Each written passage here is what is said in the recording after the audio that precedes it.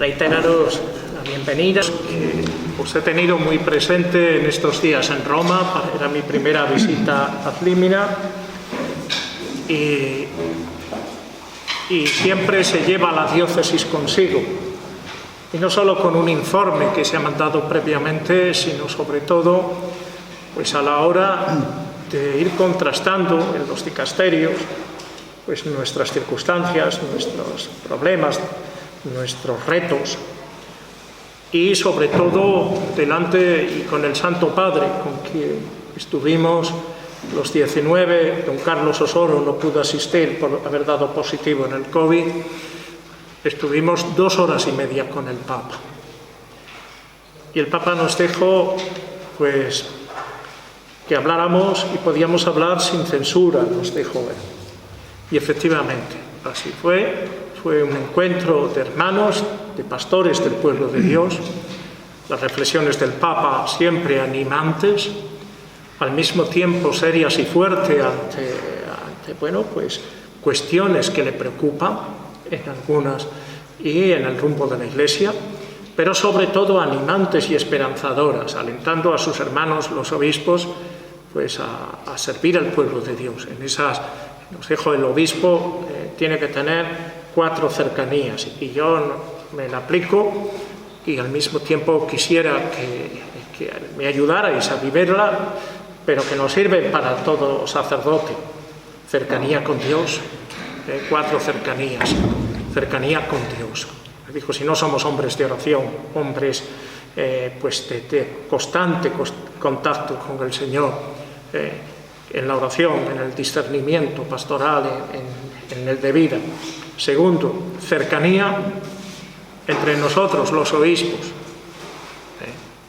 Deciros las cosas a la cara. Si hay discrepancias, es lógico que las haya en cuestiones opinables, en cuestiones de modos, pero deciros, no os los guardéis. Pero estar unidos, porque todo reino dividido contra sí mismo no puede subsistir, y más en estos momentos. Nos dijo también cercanía a vuestros sacerdotes. Ellos son vuestros primeros prójimos, y yo quisiera que me ayudarais a vivir esto, que me ayudarais también con vuestra corrección. Cercanía a los sacerdotes. Y cercanía al santo pueblo de Dios, decía el Papa. Estar con la gente, hablar con la gente, escuchar a la gente, el santo pueblo de Dios. La Iglesia, en definitiva, nuestra porción concreta con nuestras circunstancias. Esto es lo que yo quisiera deciros fundamentalmente. Pero hoy, en este segundo lunes de nuestra formación permanente, que cada lunes hasta mayo nos convoca en la formación tan necesaria para mantener vibrante y alimentar nuestro espíritu en las dimensiones pastorales, teológicas y también espirituales, pues tenemos un invitado pues de lujo, don Vicente. Aparte de que ya le conocéis, él ha pisado todas las diócesis de Castilla, de la Iglesia en Castilla, ha estado en todo desde su querida Soria.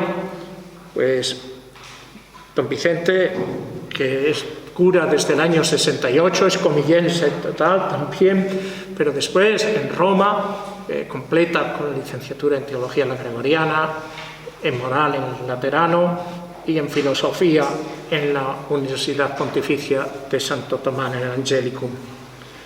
Su ministerio sacerdotal pues es equiparable al que cualquier cura de una diócesis de Castilla.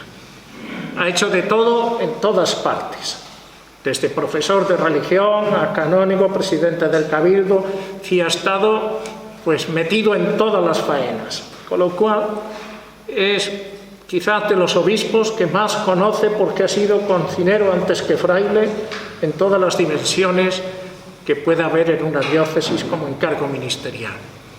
Ha sido vicario general, ha sido administrador diocesano, ha sido el obispo de su propia diócesis, primero en Osma Soria y después en Santander, donde estuvo poquito tiempo, y después en la diócesis de la Virgen del Pilar en Zaragoza, y ahora ha vuelto y es capellán de las Cister de Zaragoza. O sea, que no para, y para colmo los obispos que le conocemos y le queremos, ¿quién puede hacer este servicio de animar, de entender en primer lugar qué es lo que quiere el Papa con todo este movimiento del sínodo y de este empeño por implicar a toda la Iglesia en un proceso sinodal y hacer de ese proceso el propio objeto del propio sínodo, como un estilo nuevo? Quien piense que estamos ante un tema más, como los sínodos anteriores, de los jóvenes, de los sacerdotes, de la vida consagrada, de la Sagrada Escritura, de la Eucaristía, pues está equivocado. Estamos ante la asunción de un estilo nuevo que el Papa quiere y que lo ha visto con el discernimiento en el Espíritu, de que sea impronta de la Iglesia. Y es la sinodalidad, el caminar juntos como estilo. Y eso implica todo el pueblo de Dios en sus distintos niveles. Implementar esto, poner en marcha esto, pues es algo difícil, porque no es una tarea más añadida a las que ya se tienen en las diócesis con el plan pastoral. Hay diócesis que incluso están en sínodo, en asamblea diocesana. Pues nos cuesta. Pero no lo veamos, queridos hermanos, como una carga más a las tareas que muchas veces pues tenemos que ir aumentando, quedando menos. Yo le doy gracias a Dios por el equipo diocesano que está trabajando, desde el vicario de pastoral, el vicario general, está sobre todo Isabel, y la conexión, porque se ha acogido con entusiasmo, así se lo dijimos al Papa, en España, este proceso. Y este proceso lo anima don Vicente, yendo de un lado para otro. Este obispo querido, este obispo que sabe mucho de la vida consagrada, no en vano fue vicario para la vida consagrada en su diócesis y ahora pertenece a la Congregación para la Vida Consagrada y Sociedades de Vida Apostólica. Muchas gracias, don Vicente. Yo personalmente le tengo un gran cariño, somos amigos. A mí me ha ayudado sobre todo en la conferencia con su consejo certero, y siempre lo hace con la discreción y al mismo tiempo con la finura de no suplantar a quien le pide consejo, sino sobre todo haciendo una propuesta positiva, pero como buen castellano, yendo con la verdad por delante. La adorna con una sabiduría que tiene y una gran cultura que a los obispos nos admira. Don Vicente, ayúdenos a vivir esta etapa y gracias por haberle molestado la Iglesia española, sacándole de su merecido retiro para andar de un lado para otro ahora, siendo verdadero misionero del sínodo. Gracias, don Vicente. Y por cierto, es de Ágreda, a mucha honra, al lado del Moncayo, y bueno, pues con la madre Ágreda detrás, que a ver si sacamos adelante. Muchas gracias, don Vicente. Os saludo a todos vosotros, queridos hermanos sacerdotes de este querido presbiterio de la diócesis hermana de Ávila, y también a las laicas aquí presentes ahora en esta sala. Agradezco también de primera mano el relato que nos ha hecho don José María de esta honda experiencia eclesial que es la visita a Limina Apostolorum, donde acaba de participar, y vive y viene con ese recuerdo fresco, pero a la vez caliente, del encuentro con el sucesor de Pedro, el obispo de Roma, el Papa Francisco, y haber visitado también las tumbas de los apóstoles Pedro y Pablo, columnas de la Iglesia. Habernos expresado también lo que ha comunicado el Papa para que sea transmitido a las iglesias particulares, como es esa cuádruple cercanía. Muchas gracias, querido hermano José María.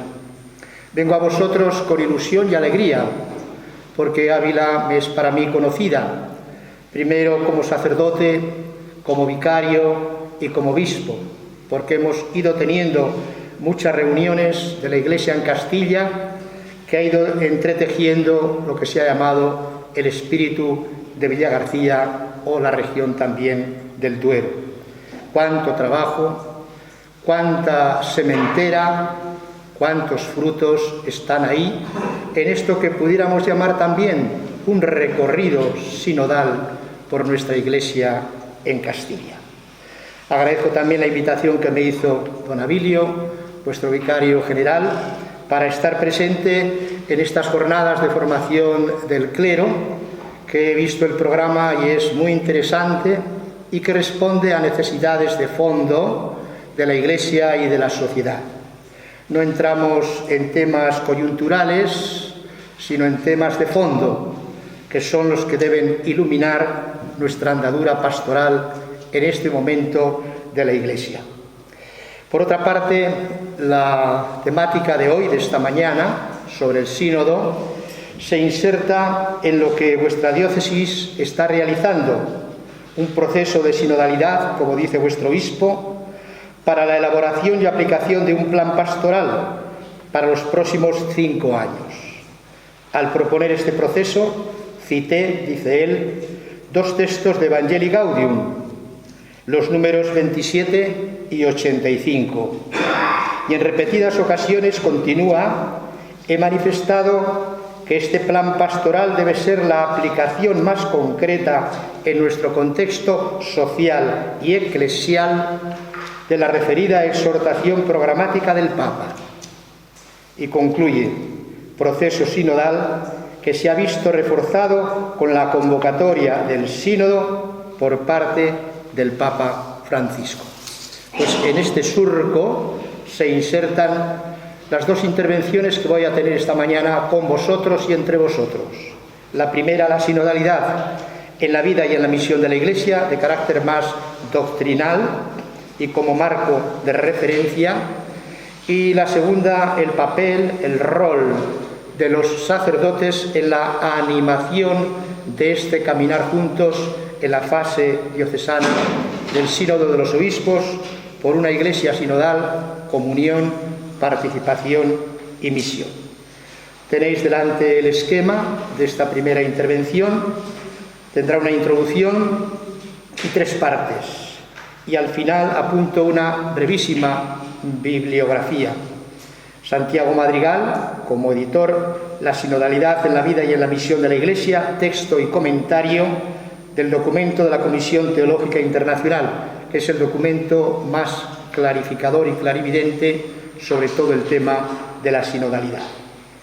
También el tema y el libro de Rafael Luciani, que es un teólogo venezolano que pertenece a la Comisión Teológica de la Secretaría del Sínodo, con María Teresa Conte, En camino hacia una Iglesia sinodal, y que fueron las jornadas que se celebraron en la Fundación Pablo VI, del Papa Pablo VI a Francisco.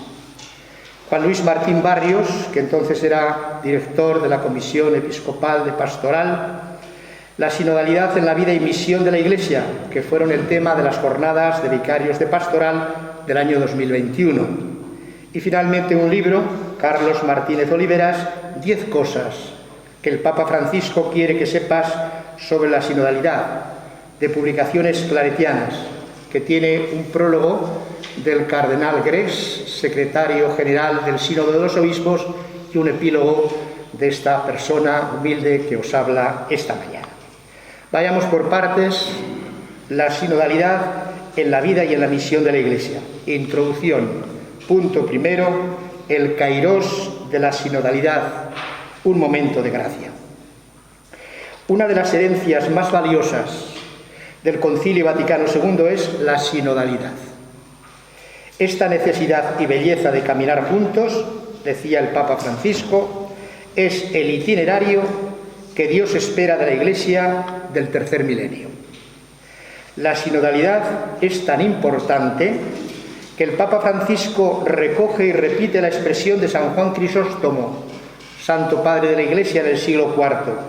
La Iglesia tiene nombre de sínodo, o lo que es lo mismo, sínodo es nombre de la Iglesia. No se trata por algo, como ha dicho también muy bien don José María, de algo accidental o de mera añadidura, sino que es algo que pertenece a la identidad misma de la Iglesia, a su naturaleza intrínseca y constitucional. Es como su ADN. La Iglesia es sinodal. El Concilio Vaticano II contribuyó a un retorno a las fuentes y redescubrió, entre otras realidades, la vocación de los laicos. Veamos la teología del laicado del padre Congar. La revalorización del principio de colegialidad de los obispos y la revitalización del principio de sinodalidad que tiene sus raíces en la categoría de la Iglesia como pueblo de Dios, capítulo 2 de la Constitución dogmática sobre la Iglesia, Lumen Gentium. El Papa San Juan Pablo II quiso impulsar la recepción eclesial del Concilio Vaticano II, un concilio de gran envergadura y que no hemos acabado todavía de recibir eclesialmente.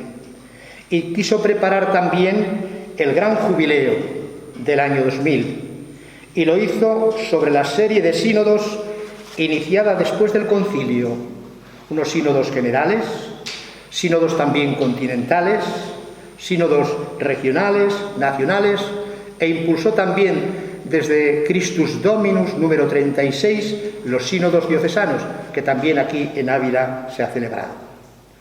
Así se expresaba en la carta apostólica San Juan Pablo II, Tertio Millennium Neunte, subrayando que el tema de fondo es la evangelización, cuyas bases, como sabéis, habían quedado fijadas por San Pablo VI en la espléndida exhortación apostólica Evangelium Nuntiandi, que es como la brújula que ha orientado los trabajos del posconcilio y uno de los documentos más clarividentes del Papa Montini. Aquel mismo año, San Juan Pablo II, en una entrevista concedida a Vittorio Messori, había hablado del método sinodal, así en el libro Cruzando el umbral de la esperanza. Por tanto, en el umbral del tercer milenio, la sinodalidad se había convertido en categoría clave, en punto de llegada de la eclesiología posconciliar. En nuestros días, el tema de la sinodalidad y sobre la Iglesia sinodal se ha hecho mucho más insistente. Ha ganado actualidad por las intervenciones, los escritos y sobre todo de la actuación de nuestro Papa Francisco. La palabra sinodalidad estuvo presente ya en la primera entrevista concedida a Antonio Spadaro y publicada en la Civiltà Católica en agosto del año 2013, el año que fue elegido para ser sucesor de Pedro. Vuelve a aparecer en la exhortación apostólica tan conocida por todos nosotros, Evangelii Gaudium, para recordar que en el diálogo ecuménico con los hermanos ortodoxos, los católicos tenemos la posibilidad de aprender algo más sobre el sentido de la colegialidad episcopal y sobre la experiencia de la sinodalidad. El concepto de sinodalidad es objeto de una reflexión específica en el importante discurso pronunciado el 17 de octubre del 2015, con motivo del 50º aniversario de la institución del Sínodo de los Obispos por San Pablo VI. Allí el Papa Francisco se refirió a la sinodalidad con alguna frase que ya es lapidaria, y la repetimos, que es dimensión constitutiva de la Iglesia. Y añadió en tono programático: el camino de la sinodalidad es el camino que Dios espera de la Iglesia del tercer milenio. Estas palabras han quedado refrendadas por los procesos de participación, de consulta y de escucha que impulsó entre los años 2014 y 2016 con los dos sínodos que trataron sobre el matrimonio y la familia y que dieron como resultado la exhortación apostólica Amoris Laetitia. Estamos en el 5º año, el año de Amoris Laetitia, el año del matrimonio y la familia, que se clausurará en Roma en el mes de junio. Otro tanto vale para el sínodo sobre los jóvenes, la fe y el discernimiento vocacional, que cristalizó en el documento Christus Vivit. En la mente y en el corazón del Papa Francisco, la puesta en marcha de una Iglesia sinodal es la condición indispensable para un nuevo impulso misionero que involucre a todo el pueblo de Dios. Así quedan aludidos los dos ejes decisivos de la eclesiología pastoral del Papa Bergoglio, Iglesia sinodal e Iglesia misionera, indisolublemente asociadas. Finalmente, mencionamos la Constitución Apostólica Episcopalis Communio del 15 de septiembre de 2018, en la que dispone una renovación de la doctrina, avanza en esto sobre Pablo VI, del derecho y de la praxis del Sínodo de los Obispos, una institución que constituye, al decir de Francisco, una de las herencias más valiosas del Concilio Vaticano II, nuevo en su intuición, pero antiquísimo en su inspiración. Textos fundamentales de referencia que creo que conocemos todos es ya la Constitución Apostólica citada del Papa Francisco, el importante discurso conmemorativo de los 50 años de la institución del Sínodo y también la Comisión Teológica Internacional, que nos va a servir sobre todo de guía en esta primera parte de la intervención. Entramos en ello. Apuntes para una teología de la sinodalidad. El concepto de sinodalidad. El término sinodalidad es un concepto abstracto y análogo que no se encuentra explícitamente en la doctrina del Vaticano II, si bien la celebración misma del concilio significó la recuperación de la conciliaridad o sinodalidad esencial de la Iglesia. Por tanto, esta noción se sitúa en el núcleo, en el corazón de la obra de renovación promovida por el concilio. Hay que recordar además las indicaciones formuladas en el decreto Christus Dominus al que he aludido. Este sagrado sínodo ecuménico desea que las venerables instituciones de los sínodos y de los concilios florezcan con nuevo vigor. De ahí que la mayoría de las diócesis entraron en un camino sinodal convocando sínodos diocesanos. Un servidor mismo fue el vicario episcopal al sínodo en mi diócesis de Osma Soria desde el año 1994 a 1997, donde entonces las circunstancias eran distintas. Lograron formarse en una diócesis rural como la vuestra, de 90.000 habitantes, 370 grupos, con más de 4.300 personas, con un ritmo quincenal de reuniones, y que cristalizaron en unas constituciones sinodales. Y un servidor estuvo con los dos episcopados de don Braulio Rodríguez, que lo convoca, y de don Francisco Pérez, que lo clausura. Y aquí también yo vine a recibir luz de Ávila, que estaba también en camino y en proceso sinodal. Esta noción ha ido abriéndose paso lentamente en la realidad eclesial, la de sinodalidad, y el lenguaje teológico, hasta llegar a ocupar el centro del importante y sólido documento de la Comisión Teológica Internacional del 2 de marzo del 2018, la sinodalidad en la vida y en la misión de la Iglesia, que, como he dicho, me va a servir como hilo conductor de esta primera parte de nuestra conferencia. Hacia una teología de la sinodalidad, fundamentos trinitarios, cristológicos, neumatológicos y eucarísticos. La sinodalidad tiene fundamentos en la eclesiología trinitaria del Vaticano II. Es el camino que la Iglesia de Cristo recorre hacia la casa del Padre, cantando, discerniendo y actuando en la comunión del Espíritu Santo. Sínodo señala el camino común bajo la guía del Señor resucitado, que recorre todo el pueblo de Dios hacia la meta del reino desde la unidad plural de sus miembros y comunidades. La sinodalidad conjuga la comunión divina intratrinitaria y la historia humana. Surge de la comunión de la Santísima Trinidad, comunicada por Cristo y su Espíritu en la economía de la salvación, y también de la condición temporal del ser humano, caracterizado como homo viator, hombre peregrino que camina hacia la plenitud del reino de Dios.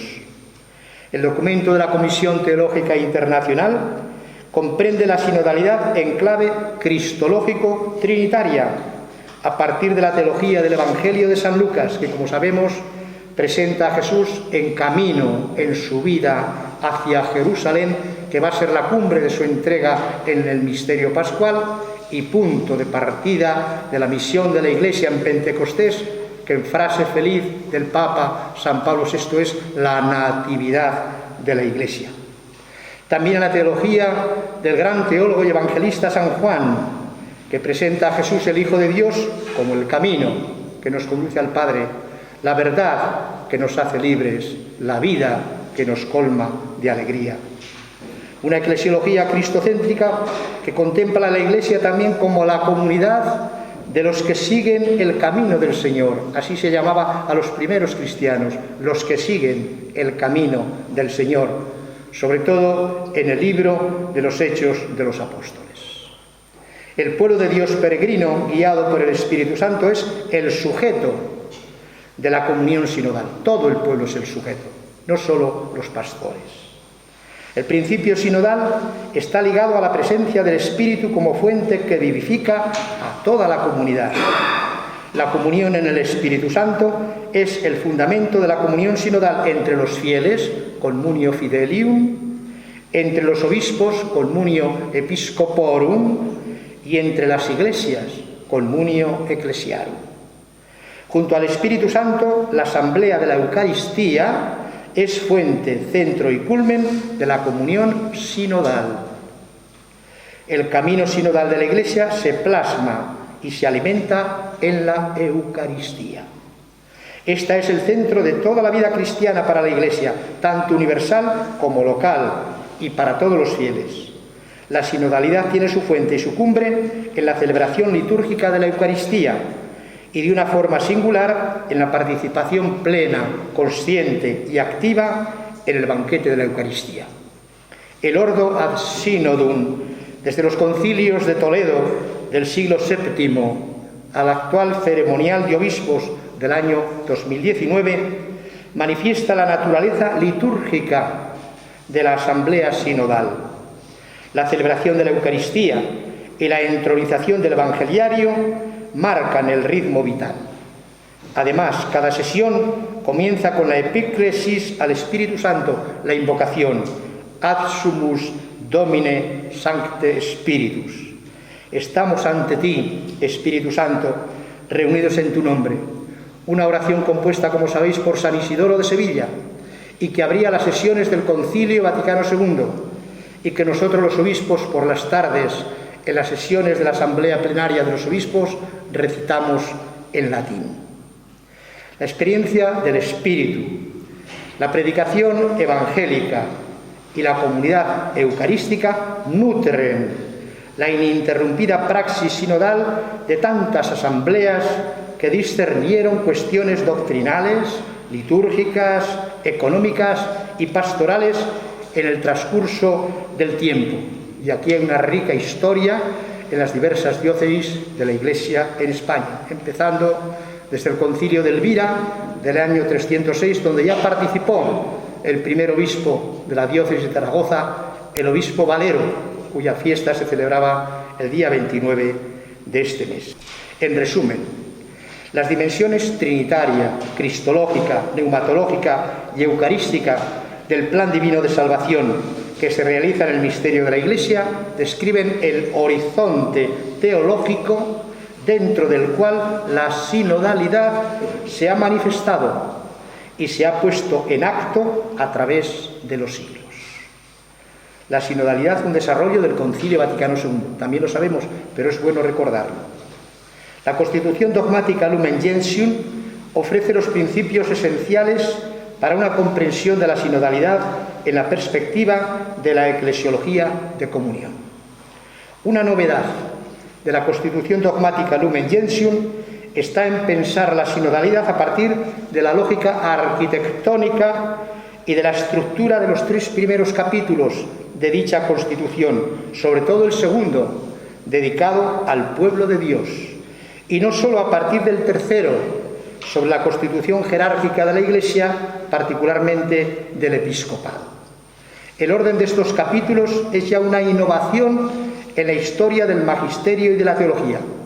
Recuerdo que el padre Salaberry, gran eclesiólogo jesuita en la Universidad de Comillas, Participó como teólogo en el Concilio Vaticano II. Él había bebido las fuentes del Vaticano I, se había leído todas las actas y la eclesiología de él hasta el Concilio Vaticano II era la mejor eclesiología como síntesis de manual, dicho esto incluso por el propio Rahner. Pero vino defraudado, porque él había insistido con otros teólogos en empezar por la jerarquía el primer capítulo, y ese esquema lo echaron abajo. Y entonces empezó, como sabéis, por el misterio de la Iglesia, la fontalidad trinitaria, el pueblo de Dios, y tercero, la jerarquía al servicio de este pueblo de Dios. Y digo que vino decepcionado, y en la clase de teología nos dijo: los padres conciliares no han leído las actas del Vaticano I y no han puesto la jerarquía como primer momento de la Constitución. Para que veamos el cambio que supuso el Vaticano II en la comprensión de la Iglesia. Misterio de la Iglesia, capítulo 1. Pueblo de Dios, capítulo 2. Constitución jerárquica, particularmente del episcopado, capítulo 3. Esto enseña que en el misterio de la salvación, la jerarquía, el colegio episcopal encabezado por el obispo de Roma, está al servicio de toda la familia de Dios, de toda la Iglesia. Es lo que se ha llamado con la imagen de la pirámide invertida. La sinodalidad expresa la condición de sujeto que le corresponde a toda la Iglesia sinodal, y a todos los bautizados en la Iglesia. Los creyentes son sinodoi, todos somos sinodales en una Iglesia sinodal, aunque sean los pastores los sinodoi, los sinodales en el sínodo de obispos. El sínodo de obispos es una expresión muy singular de la sinodalidad, pero toda la Iglesia es sinodal. Todos somos compañeros de camino, llamados a ser sujetos activos en cuanto participantes del único sacerdocio de Cristo y destinatarios de los diversos carismas otorgados por el Espíritu Santo para el bien común. En la teología del pueblo de Dios sinodal se destaca la enseñanza sobre la unción del Espíritu Santo. Esto es muy importante, que marca a todos los bautizados y se manifiesta en el sentido de la fe de los fieles. La unción del Espíritu Santo se manifiesta en el sensus fidei de los fieles. En todos los bautizados, desde el primero hasta el último, actúa la fuerza santificadora del Espíritu, que impulsa a evangelizar. El pueblo de Dios es santo por la unción que lo hace infalible incredendo. Esto significa que cuando cree no se equivoca, aunque no encuentre palabras para explicar su fe. El Espíritu lo guía en la verdad y lo conduce a la salvación. Como parte de su ministerio de amor hacia la humanidad, Dios dota a la totalidad de los fieles de un instinto de fe, el llamado sensus fidei, que los ayuda a discernir lo que viene realmente de Dios. La presencia del Espíritu otorga a los cristianos una cierta connaturalidad con las realidades divinas y una sabiduría que les permite captarlas intuitivamente. Aquí las personas sencillas, pero ungidas por el Espíritu, nos enseñan mucho. Yo recuerdo que cuando asistía a distintos encuentros en nuestro sínodo de Osma Soria, pues eran a veces las almas sencillas las que mejor apuntaban lo que teníamos que vivir, lo que teníamos que ser.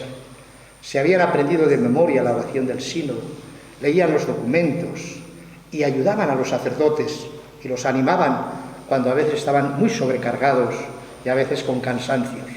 Estas almas buenas, ungidas por el Espíritu, son también lo mejor que tiene el pueblo de Dios. Así la Comisión Teológica Internacional pone los cimientos para seguir construyendo una teología católica y conciliar de la sinodalidad. Esta se asienta sobre los pilares puestos en los capítulos 2 y 3, como hemos dicho, de la Lumen Gentium. Por un lado, el sensus fidei de todo el pueblo santo de Dios, número importante es el número 12 de Lumen Gentium, y los de la colegialidad apostólica y sacramental de todo el episcopado, los números 22 y 23. Sobre ambas bases correlativas, el texto despliega la comunión sinodal entre los sujetos significados con las palabras todos, algunos y uno, articulando los dones de todo el pueblo cristiano, todos. La misión de los obispos para discernir y el servicio del sucesor de Pedro, el obispo de Roma, para decidir en último término. La circularidad virtuosa entre la profecía del pueblo de Dios, el discernimiento de los obispos y la decisión del Papa enriquece a la Iglesia. Articula la dimensión comunitaria del pueblo de Dios, la comunión del episcopado y el primado del Papa. El Papa Francisco y la sinodalidad misionera. Es deudor de todo el Vaticano II, no participó, el Papa Francisco no participó en el concilio, los otros papas anteriores sí, el Papa, como sabemos, Pablo VI y San Juan Pablo II. El Papa Francisco no, sin embargo, ha asimilado muy bien toda la teología del Vaticano II y ha avanzado sobre ella, sobre todo porque trae también la experiencia de Latinoamérica, desde el documento sobre todo de la Aparecida de 2007, y lo ha plasmado todo en Evangelii Gaudium, que es la carta y la brújula para todo su pontificado y para toda la programación pastoral de la Iglesia Universal y de las iglesias particulares. No me entretengo nada porque ya lo he dicho antes al principio, y sí que el Papa Francisco está dando un gran impulso a la sinodalidad. Un sínodo explícitamente eclesiológico. Una característica de novedad de este sínodo que hemos iniciado en Roma los días 9 y 10 de octubre, en nuestras iglesias particulares el día 17 de octubre, es que se trata de un sínodo explícitamente eclesiológico. Como decía don José María, no es un sínodo sobre un tema concreto, la familia, los jóvenes, los obispos, los consagrados, el clero, sino un sínodo explícitamente eclesiológico. Cuando muchos dicen, ¿de qué va a tratar este sínodo? Pues de la Iglesia. Y descubrir que la Iglesia es sinodal. Ese es el gran objetivo.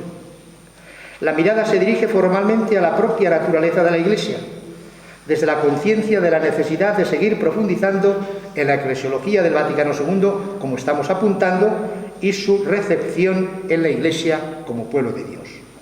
Debido a su carácter más abstracto del tema y a su naturaleza eclesial, un primer reto será que la fase diocesana de escucha y de diálogo implique e involucre a la mayoría del pueblo de Dios, a todos. Es fundamental, por tanto, una actuación de promoción decidida por parte de los obispos y responsables de las diversas instancias de escucha, haciendo ver a todos los bautizados y a otra clase de personas, también ausentes o alejados, las implicaciones que el tema tiene. Quizá ayude en este sentido profundizar un poco en los tres elementos o pilares, como expresa la misma convocatoria: comunión, participación y misión. No nos perdamos en metodologías, que son importantes, ni en numerosas propuestas, no sea que los árboles nos impidan ver el bosque. Los tres pilares nucleares y vertebradores del sínodo son la comunión, la unidad en la pluralidad, la unidad poliédrica, la participación de todos según la vocación de cada uno, y todo para la misión. Vivir la comunión, promover la participación y abrirnos a la misión evangelizadora. De esto se trata. Se trata de tres dimensiones profundamente entrelazadas e interconectadas. La referencia a la comunión y a la participación fundamenta la importancia de la escucha del pueblo de Dios. Frente a algunos planteamientos reduccionistas que presentan la escucha como la consulta que nos hacen los obispos al pueblo de Dios, la eclesiología sinodal es una escucha en el pueblo de Dios y dentro del pueblo de Dios, del que el Papa y los obispos forman también parte como bautizados y cristianos.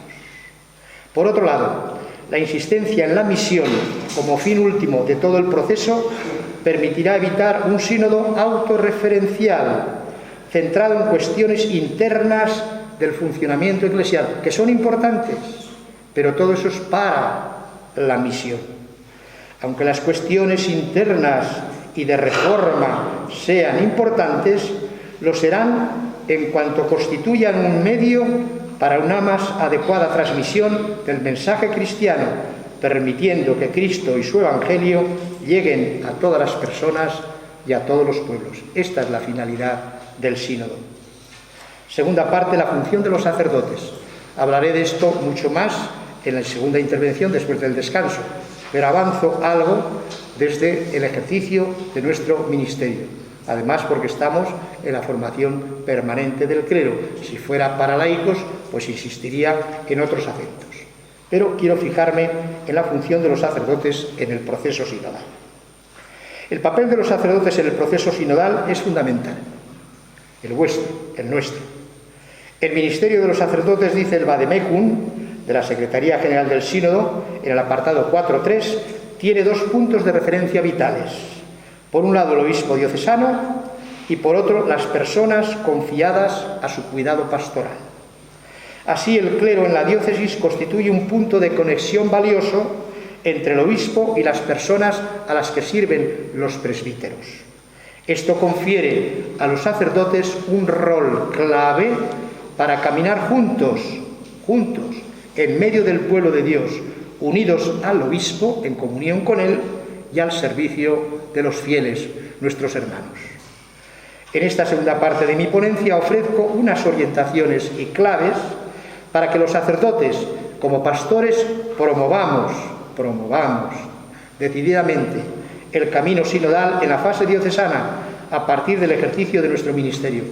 Estamos constatando en lo que nos llega al equipo sinodal, que está formado por 8 personas y que yo pues coordino, que hay a veces más entusiasmo, más ilusión, más esperanza en los laicos que en los curas. Hay algunos frenos, algunas reticencias, no muchas, en parte del clero en las diócesis. Por tanto, nosotros estamos llamados a ser promotores de la sinodalidad en esta fase diocesana.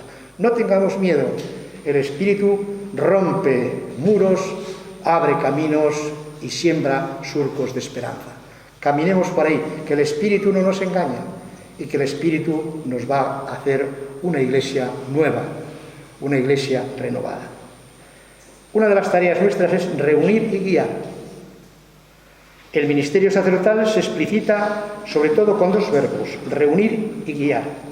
El primero, reunir, hace referencia a la Iglesia como comunidad de hermanos, misterio de comunión, asamblea, eclesía, familia, de la que cada bautizado forma de una manera única y singular.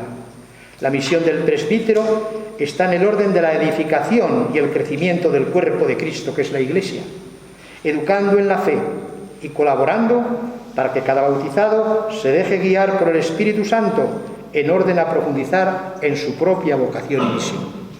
Reunir, pero también guiar como pastor, que hace referencia especialmente al reino, porque introduce la dimensión misionera como vocación esencial de la comunidad cristiana. El sacerdote ha de guiar y conducir a la comunidad con el objetivo de que ésta sea cada vez más ella misma, tanto en su naturaleza, comunión, como en su misión universal, el reino, porque la Iglesia es germen e inicio del reino. Lumen Gentium, número 4.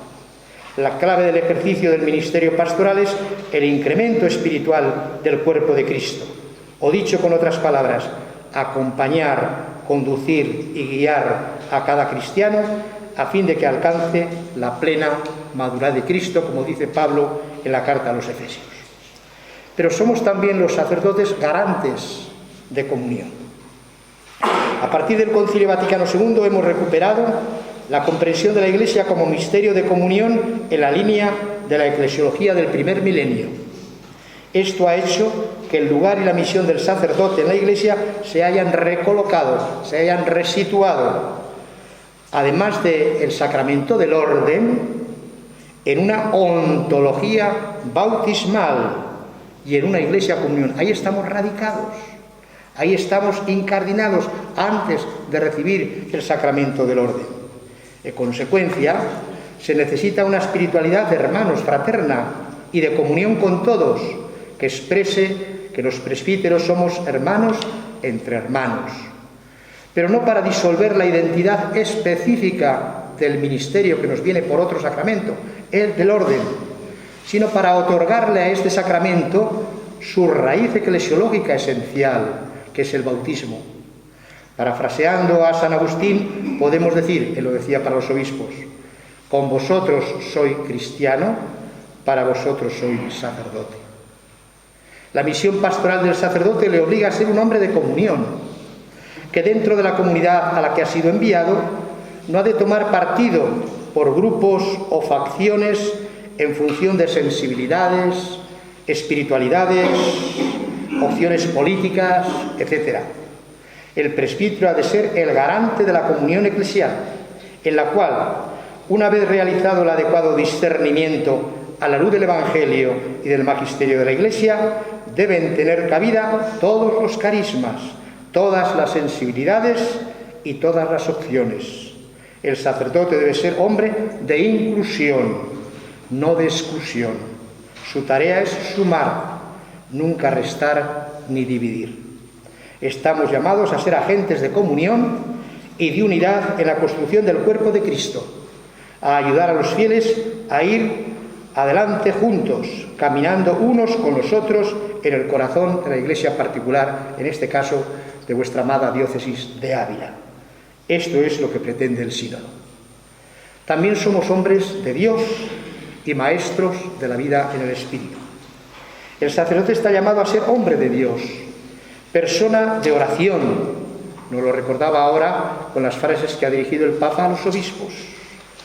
Que promueva experiencia genuinamente espiritual, que es más que piadosa. Piadosas son prácticas de piedad. Vida espiritual es hombre movidos por el Espíritu con mayúscula, el Espíritu Santo, para que el pueblo de Dios pueda estar más atento al Espíritu y escuchar juntos la voluntad de Dios. Que seamos hombres de Dios no significa que nos separemos y nos apartemos de los hombres.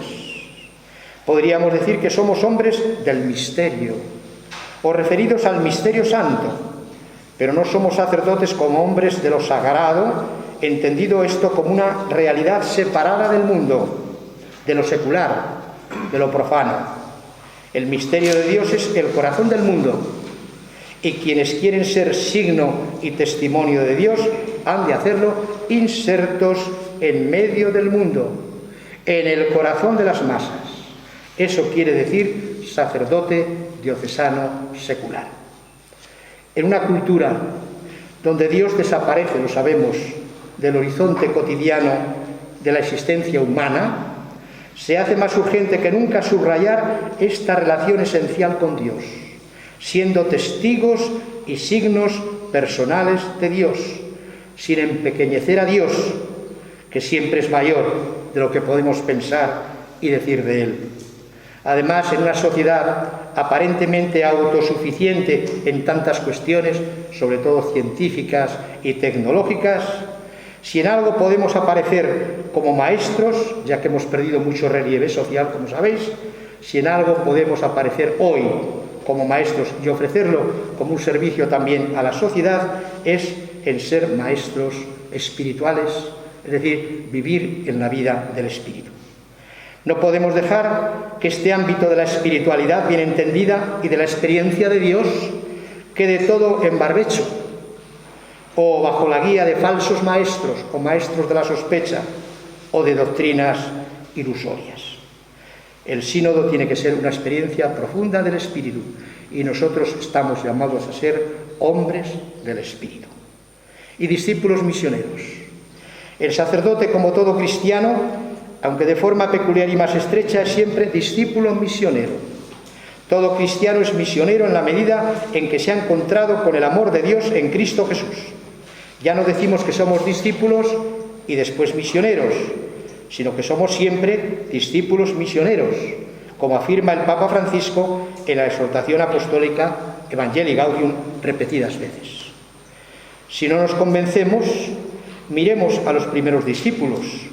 Andrés y Juan se encuentran con el Señor y se lo comunican a Pedro, el hermano de Andrés. Hemos visto al Mesías, nos hemos encontrado con Él. O pensemos en la samaritana.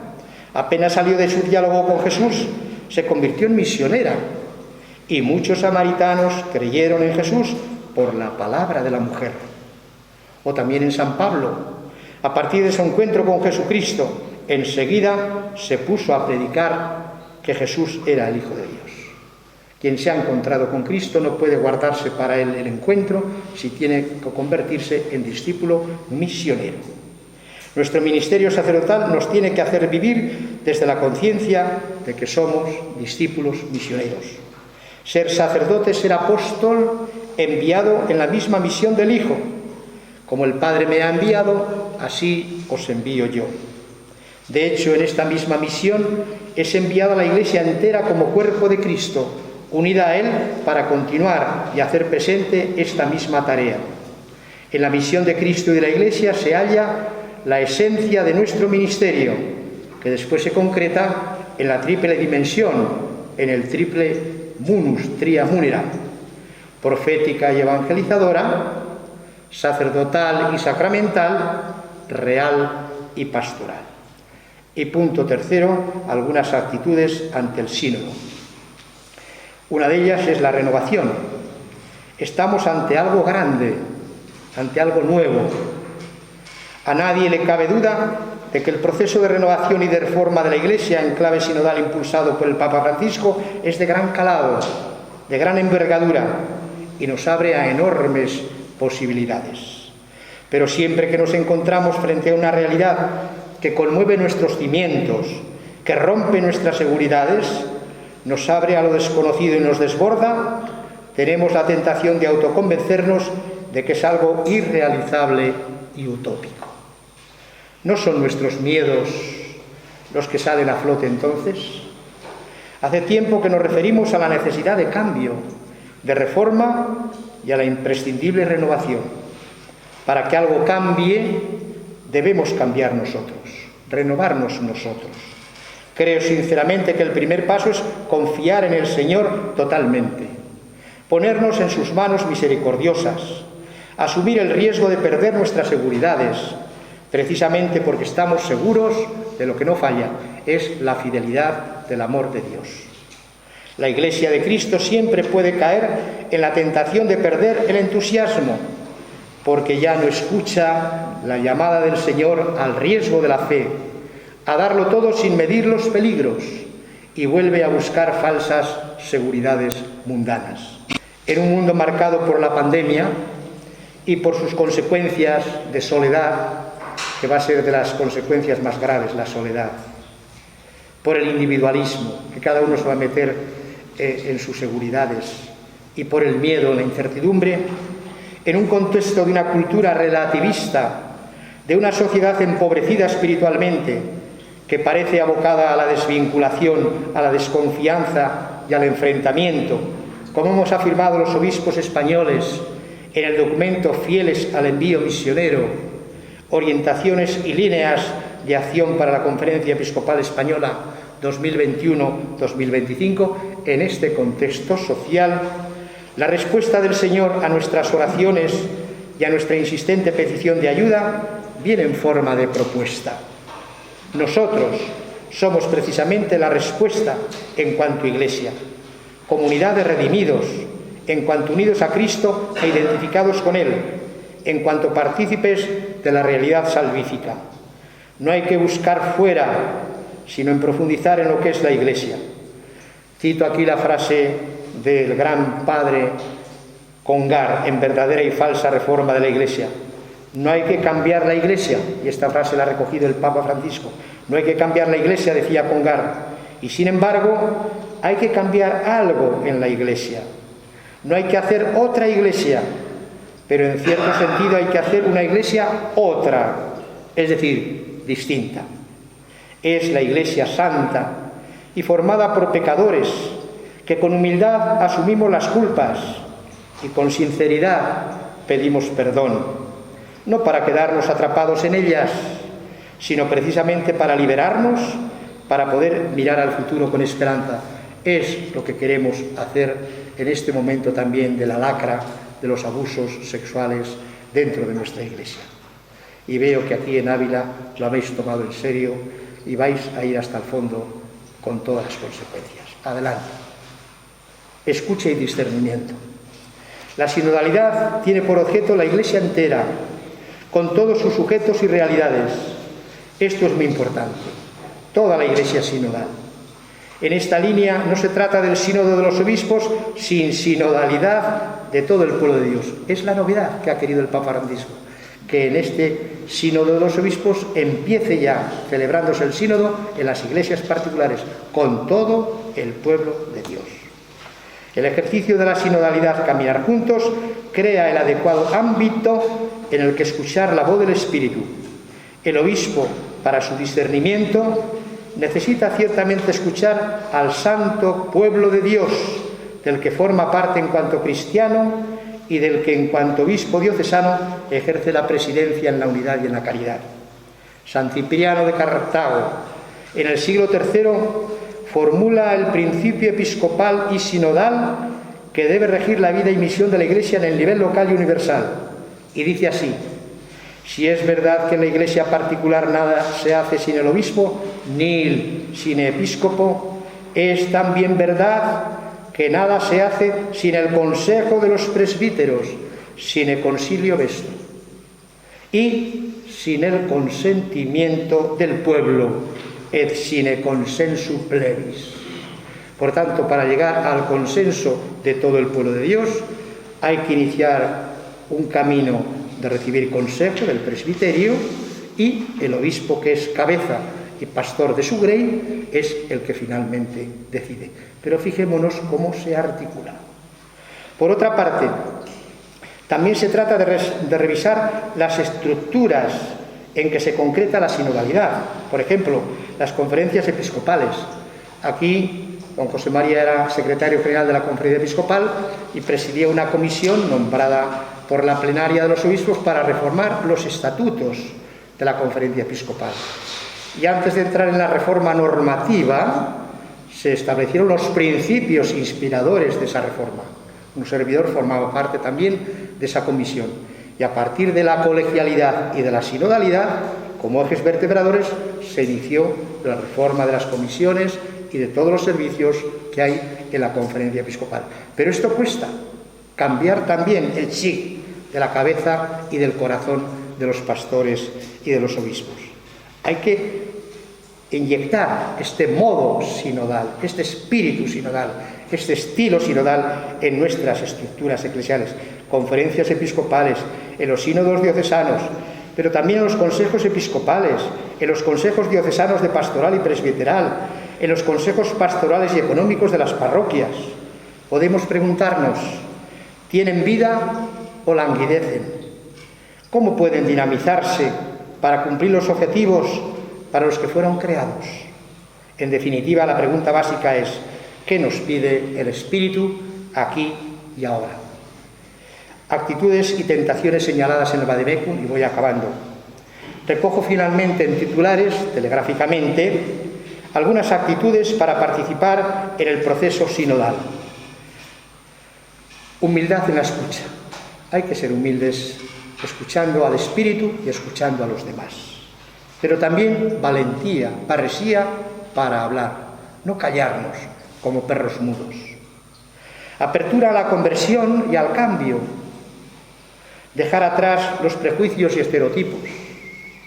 Superar el clericalismo. Superar las ideologías. Escuchar a todos sin olvidar a ninguno, a los que están también en los márgenes, a los que están descartados. Y hacer nacer la esperanza y soñar el futuro de una iglesia nueva. Como en cualquier viaje, y el sínodo es un viaje, debemos ser conscientes de los posibles escollos o dificultades que podrían obstaculizar nuestro progreso durante este tiempo de sinodalidad. Enumeramos algunos escollos y tentaciones que deben evitarse para promover la vitalidad y la fecundidad del proceso sinodal. La tentación de querer dirigirnos a nosotros mismos en lugar de ser dirigidos por Dios, marcarle el ritmo a Dios y los tiempos a Dios. Y Dios nos desborda. Dios tiene su tiempo. Recuerdo que le oía al obispo Palenzuela, obispo de Segovia, cuando nos reuníamos en Villa García de Campos por las noches, allí en torno a una tertulia, decía, bueno, la historia se mide por tiempos, antigua, media, moderna, contemporánea, el año en estaciones primavera, verano, otoño, invierno, el hombre, niño, adolescente, joven, adulto, anciano, y Dios no tiene tiempo, es eterno, y a veces se ríe de nosotros porque absolutizamos muchas cosas. Es dejarnos guiar por Dios, que es el que tiene el rumbo de nuestra historia, el que marca nuestro tiempo, nuestro espacio y los años de nuestra vida. La tentación de concentrarnos en nosotros mismos y en nuestras preocupaciones inmediatas. La tentación de ver solo problemas, a lo que somos muy dados los clérigos. Cuando hacemos puestas en común, siempre nos fijamos más en las dificultades que en las oportunidades, y en las posibilidades y en la luz. Si hay sombras, es porque hay luz. Si hay problemas, es porque hay también soluciones. La tentación de concentrarnos solo en la renovación de las estructuras, que es muy importante, pero la estructura es un cuerpo que necesita un alma que le dé vida. Si no, el cuerpo se fosiliza y se convierte en máscara, pero no tiene alma, no tiene vida. ¿Qué diferencia hay entre un cadáver y un cuerpo vivo? Pues que el cadáver ya no tiene el espíritu que la anima, y el cadáver es sin espíritu, el cuerpo. La tentación también del conflicto y de la división. La tentación de convertir el sínodo en una especie de parlamento. La Iglesia es más que una democracia, porque hay que llegar a los consensos, donde no hay vencedores ni vencidos, sino ver lo que el Espíritu nos pide y nos exige a todos. La tentación de escuchar solo a los que ya participan en las actividades de la Iglesia, a los de siempre. Y hay que llegar también a los alejados, como diremos luego, y a los ausentes. Notemos que en cada diócesis hay como 3 diócesis. Una primera diócesis, un círculo más íntimo, que son los que participan habitualmente en la vida de la Iglesia, incluso los que la sostienen económicamente. Pero podemos estar entre un 10, un 15 o a lo más un 20%. Pero hasta el 100% falta un 80%. Otros que están bautizados, mayoría, pero están bastante lejanos y ausentes de lo que se cuece y se vive en la comunidad diocesana. Y hay otro grupo cada vez más numeroso, de alejados total y ni siquiera bautizados y que no saben ni sienten con la Iglesia. En esas 3 diócesis nos movemos. Y a veces hacemos esfuerzos y están muy bien, y hay que bendecirlos, y hay que elogiarlos, pero no logramos rebasar ese círculo primero. Hay que pasar al segundo, y hay que pasar a la otra orilla. No esperar a que nos vengan, sino salir nosotros a buscarlos, como el pastor que deja las ovejas para buscar las descarriadas. Y hoy tenemos más fuera que dentro del redil. Y eso nos tiene que hacer arder el corazón y la pasión de sacerdotes y de pastores. Llamada a la esperanza, con textos que conocemos. Con la convocatoria del Sínodo de los Obispos, el Papa Francisco invita a toda la Iglesia a interrogarse sobre un tema decisivo para su vida y misión. Este itinerario sinodal, que se sitúa en la línea del ayornamiento de la Iglesia propuesto por el Vaticano II, es un don que tenemos que recibir, pero es una tarea y un compromiso que nos implica a todos. Caminando juntos, la Iglesia podrá aprender a partir de lo que irá experimentando cuáles son los procesos que pueden ayudar a vivir la comunión, a realizar la participación y abrirse al futuro de la misión. Nuestro caminar juntos, en efecto, es lo que mejor realiza y manifiesta la naturaleza de la Iglesia como pueblo de Dios peregrino. El Papa Francisco ha ofrecido recientemente una reflexión sobre la sinodalidad en la Carta al Pueblo de Dios que camina en Alemania, 29 de junio del 2019. Sabéis que una de las preguntas que se lanza ahora es cómo armonizar el sínodo de la Iglesia Universal con ese proceso sinodal que hay en Alemania. Algunos, un tanto con lamentos, hablan de cisma, que no. Pero el Papa ha puesto bien en la diana de lo que se tiene que tratar en esa asamblea sinodal alemana. Dice el Papa: el Concilio Vaticano II marcó un importante paso en la toma de conciencia de que la Iglesia tiene tanto de sí misma como de su misión en el mundo contemporáneo. Este camino, dice el Papa, iniciado hace más de 50 años, nos sigue estimulando en su recepción y desarrollo, y todavía no llegó a su fin, sobre todo en relación a la sinodalidad llamada a operarse en los distintos niveles de la Iglesia eclesial, de la vida eclesial: parroquia, diócesis, en el orden nacional, en la Iglesia universal, como en las diversas congregaciones y comunidades. Carta que es muy importante que leamos, del Papa al pueblo de Dios que camina en Alemania. Y concluyo con las palabras del Papa Francisco, que recoge el documento preparatorio al final, en el número 32. La finalidad del sínodo y por tanto de esta consulta no es producir documentos, sino hacer que germinen sueños, suscitar profecías y visiones, hacer florecer esperanzas, estimular la confianza, vendar heridas, entretejer relaciones, resucitar una aurora de esperanza, aprender unos de otros y crear un imaginario positivo que ilumine las mentes, enardezca los corazones y dé fuerza a las manos. Hasta aquí esta llamada a la esperanza del Papa Francisco. Después de haber escuchado la primera intervención referida a la sinodalidad en la vida y la misión de la Iglesia, ahora vamos a entrar más de lleno en la tarea nuestra como sacerdotes animadores de la sinodalidad. Pasaré por alto algún punto que ya de alguna manera ha quedado ya explicitado en mi intervención anterior, para fijarme más en lo que pudiera ser novedoso y que nos ayude a los sacerdotes en la tarea que tenemos de animar la sinodalidad en nuestras parroquias, grupos, asociaciones, movimientos, y sobre todo ver cómo podremos llegar a los más alejados, a los que habitualmente no participan, ser una iglesia en escucha y ver cómo podemos involucrar al mayor número posible. Decía antes y recordaba cuál era la función de los sacerdotes en el proceso sinodal, fijándome en los números del Vademecum. La tarea es importante. Nuestros esfuerzos para promover y poner en práctica un modo sinodal de ser iglesia tiene especial relevancia e importancia. Los sacerdotes pueden sensibilizar sobre la naturaleza sinodal de la iglesia y también el significado de la sinodalidad en las parroquias, en los ministerios, en los movimientos. También estamos llamados a apoyar, animar, promover y facilitar el desarrollo de la fase diocesana del proceso sinodal. No somos los únicos, pero sí que somos motor y tenemos que hacerlo pues con esperanza y con ilusión.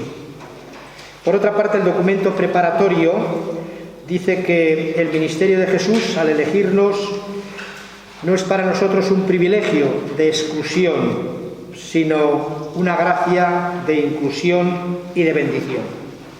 Gracias al don del Espíritu del Señor resucitado, debemos custodiar el lugar que ocupa Jesús, sin sustituirle. Somos sus representantes, los que le hacemos de nuevo presentes, pero no somos sucesores, porque a Cristo no le sucede nadie, ya que vive siempre en su iglesia.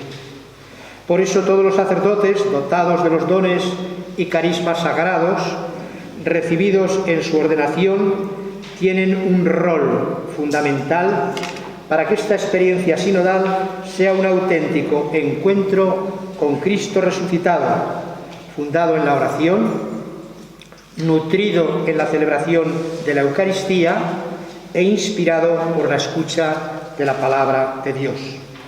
La finalidad de mi intervención en esta segunda parte es ofrecer unas pistas, unas orientaciones a los sacerdotes en la tarea de ser los animadores del proceso sinodal. El punto primero, la sinodalidad y el camino de la conversión pastoral, lo voy a pasar por alto porque de alguna manera ha estado presente en mi intervención anterior. Pasamos al punto segundo, el sínodo, un desafío al modo de evangelizar. Y en este apartado de mi exposición voy a seguir de cerca el documento de la Conferencia Episcopal Española, Fieles al envío misionero, orientaciones pastorales y líneas de acción para la Conferencia Episcopal.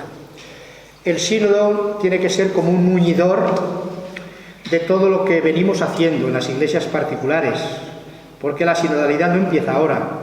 De una o de otra forma la hemos estado viviendo. Vosotros habéis celebrado un sínodo diocesano. La Iglesia en Castilla tiene un recorrido también sinodal y comunitario. Los obispos, los arciprestes, los vicarios y los laicos. Ha habido en España, antes de la convocatoria del sínodo, un congreso nacional de laicos, que fue una experiencia sinodal. Todo esto lo tenemos que articular. Estáis también en una programación y en un proceso de sinodalidad aquí en Ávila. Por tanto, el sínodo no viene para ser un añadido, ni un estorbo, ni una sobrecarga, sino para ser un dinamizador de todos estos procesos que de alguna manera son sinodales y para articularlos bien. Por tanto, no nos añade más trabajo, sino que es una ayuda para realizar bien lo que ya estamos. Y tienen formas sinodales. Esto es importante. Por tanto, si los obispos hemos dado para la conferencia, pero que de alguna manera ilumina a las diócesis, si hemos celebrado un Congreso Nacional de Laicos y ahora estamos en un sínodo, vamos a ver cómo armonizamos todo esto para no hacer compartimentos estancos, para no hacer cantones, sino para todo meterlo en una unidad y con un ingrediente de comunión, de participación y de misión. Discernimiento y sinodalidad. Decimos los obispos. Después de hacer un análisis y un diagnóstico del contexto social y del marco eclesial en este cambio de época, un cambio epocal, nos preguntamos cómo evangelizar en la actual sociedad española, cómo evangelizar hoy en nuestra diócesis de Ávila. Y contestamos que la sinodalidad y el discernimiento son los ejes espirituales y metodológicos de nuestras acciones pastorales. Sinodalidad y discernimiento. En este contexto, en el que conocemos como estamos, eclesial y social, político, económico de España y de Castilla. Discernimiento y sinodalidad. La Iglesia en España celebró justo antes de la pandemia un gran acontecimiento que supuso una hermosa experiencia de discernimiento y sinodalidad. Aquí pasó que al principio a veces los pastores no sabíamos cómo iba esto a resultar, porque creíamos que no tenía que ser solo de laicos, sino de toda la Iglesia, todo el pueblo, de pastores, de sacerdotes, consagrados y fieles laicos. Y creo que en el proceso se fueron atisbando mejor los objetivos y perfilando mejor la finalidad que se perseguía. Y creo que fue un gran logro. El Congreso, en sus orígenes, en su desarrollo y en los primeros frutos, nos ha ayudado a descubrirnos como pueblo de Dios en camino y en marcha, de salir al encuentro de los hombres y mujeres de hoy para anunciar a Jesucristo, y nos ha hecho percibir con fuerza la necesidad de hacernos prójimos, de aproximarnos a ellos como miembros de la Iglesia. Conviene, por tanto, que en este proceso sinodal en el que estamos no excluyamos, sino que insertemos e incardinemos los 4 itinerarios que se trabajaron también en el Congreso, el primer anuncio tan importante, el acompañamiento tan necesario, los procesos formativos que nunca debemos dejar. De eso me alegra que vosotros tenéis bien organizada la formación permanente, todas las semanas, desde ahora de enero hasta la fiesta de nuestro patrono San Juan de Ávila. Y luego la presencia en la vida pública, y hacerlo en clave de discernimiento, ver lo que Dios y el Espíritu nos piden aquí y ahora, personal y comunitariamente como Iglesia. Responder al desafío evangelizador en estos momentos requiere un gran discernimiento eclesial, realizado al mismo tiempo que caminamos y desde todo aquello que descubrimos en el camino compartido. La sinodalidad, como se ha dicho muy bien, no es un tema solo para reflexionar, que también, sino un modo de ser y sobre todo un modo de trabajar en la Iglesia, que nos lleva a vivir una auténtica comunión, participación y corresponsabilidad entre obispos, presbíteros, consagrados y fieles laicos, todos a una. Hemos de sentirnos Iglesia, pueblo de Dios, llamados a vivir la comunión desde nuestra vocación para la misión. El discernimiento no es una moda, ni solo una metodología, sino sobre todo es una actitud interior que tiene su raíz en un acto de fe y que consiste en intentar descubrir a nivel personal y comunitario el plan de Dios, su voluntad, su llamada a ser discípulos misioneros.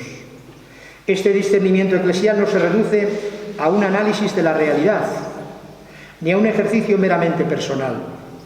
Queremos, en sinodalidad, a la luz del Espíritu Santo, de la palabra de Dios y del magisterio de la Iglesia, reconocer el paso del Señor por nuestra historia. El Señor pasa y hace camino con nosotros al andar. Interpretar sus llamadas aquí y ahora, interpretarlas. Y hacer las elecciones adecuadas que realmente iluminen el trabajo en nuestras diócesis. He aquí tres verbos: reconocer, interpretar y elegir. Ríe.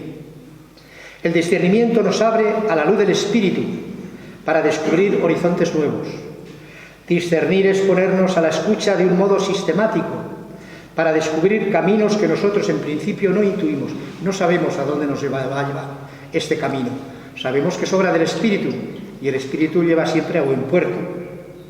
Requiere una transformación también en nuestro modo de pensar y en nuestro modo de trabajar pastoralmente. Hemos de aprender a realizar un discernimiento comunitario que nos ponga auténticamente a la escucha del Espíritu para encontrar esos caminos que nosotros no vemos y dejar que el Espíritu nos guíe. Vamos asumiendo que estamos ante un novum, estamos en algo nuevo. Esto es importante. No penséis en lo antiguo, nos dice el profeta Isaías. Mirad que realizo algo nuevo. Ya está brotando. ¿No lo notáis? La pandemia del coronavirus está acelerando de manera dramática la novedad del momento. Nada va a ser igual después de la pandemia, nada. Pero todo cambio supone unas motivaciones renovadas y un camino pedagógico. Esto lo dice el Papa Francisco precisamente en el número 15 de Laudato Si. Todo es algo ahora nuevo. Y para entrar en la novedad tenemos que estar motivados. Pero todo esto requiere un camino pedagógico, paso a paso. No se cambia de la noche a la mañana. Si ante el cambio en el que estamos, una época de cambio, epocal, nuestras motivaciones languidecen, entonces no adelantamos nada. Hacen falta unas motivaciones nuevas para afrontar los pastores y todo el pueblo de Dios este cambio de época. Y finalmente es imprescindible un camino pedagógico. Esto es el caminar juntos, esto es el sínodo. Esto no se consigue, como digo, de la noche a la mañana. El discernimiento sinodal del pueblo de Dios en salida implica escucha del sensus fidei de los fieles. También para un discernimiento pastoral, todos a la escucha del Espíritu. Para ello el Papa Francisco invita a recuperar la antigua práctica eclesial del discernimiento, lo cual demanda de los pastores y agentes de pastoral entrar en profundidad en el dinamismo de la escucha, del mundo y de la sociedad, de las ciencias humanas, de las personas y sobre todo de Dios. Implica entrar en un proceso complejo que exige preparación y determinadas habilidades para aceptar a poner en el centro a la persona y a Dios. Para poder discernir es fundamental escuchar y dialogar. Nunca lo valoraremos suficientemente. El diálogo sinodal implica valor, tanto en el hablar como en el escuchar. No se trata de trabarse en un debate en el que el interlocutor intenta imponerse sobre los otros o de refutar sus posiciones con argumentos contundentes, sino de expresar con respeto cuanto en conciencia se percibe que ha sido sugerido por el Espíritu Santo como útil en vista del discernimiento comunitario, al mismo tiempo que abierto a cuanto en las posiciones de los otros es sugerido también por el mismo espíritu para el bien común.